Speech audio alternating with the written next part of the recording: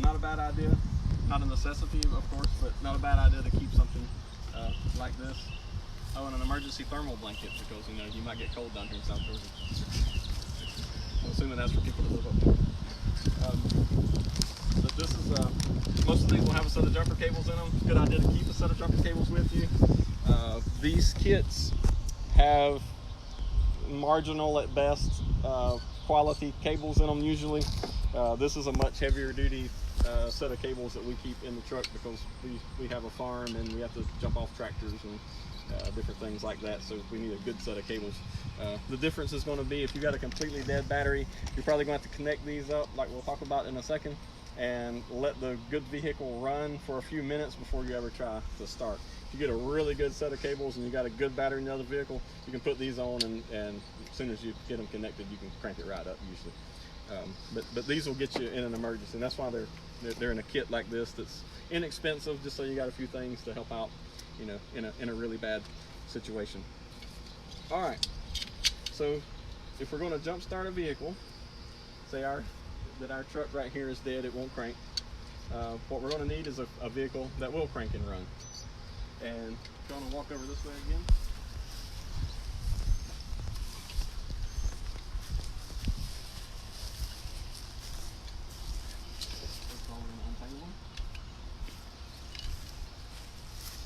And if you've got two people, who's going to help me with this? He's going to be over here at our make-believe good running vehicle. Because what you don't want to happen is for these two, when they're connected, you do not want these two right here to touch, because you're going to see fireworks like 4th of July. Not from the dead battery, but from the good battery side. So usually what I do is if you know, if the other person's there with their vehicle, let them hold on to those. On the dead vehicle, we're going to connect it first. And get you a good, these don't work very good. There we go. We're going to connect one cable here, and generally this is one of those things that kind of who you ask is going to tell you something different.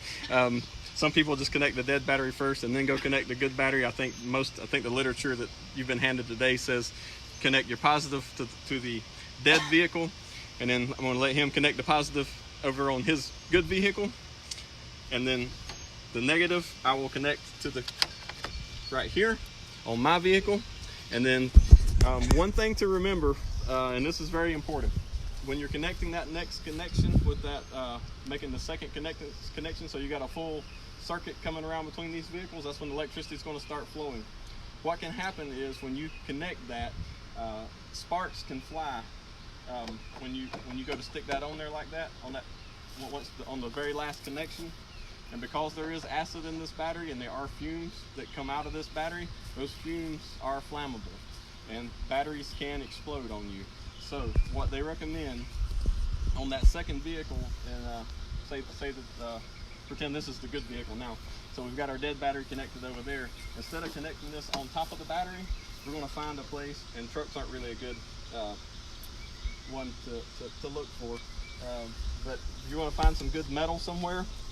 On a front wheel drive car, this is much easier because you're going to have a strut tower right here with 3 big bolts or 4 big bolts sticking up, and generally you're going to connect that, and I'm just going to do this for right now. Don't do this. But, you're going to connect it to the vehicle to something solid and metal that'll ground.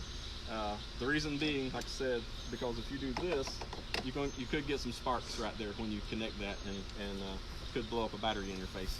So that's the dangerous part of jumping a vehicle, also that last connection when you do that. So most of the time if the vehicle is completely dead and the key's switched off, that's not going to happen. But if the dead car left the key switched on, when you connect that, all that electronic stuff fires up and it will make a spark, because right before that metal hits, it's going to jump that gap right there and make a spark. So, and like I said, I'm not even sure where you would do that on this truck, because there's not anything metal. Everything under here is plastic. But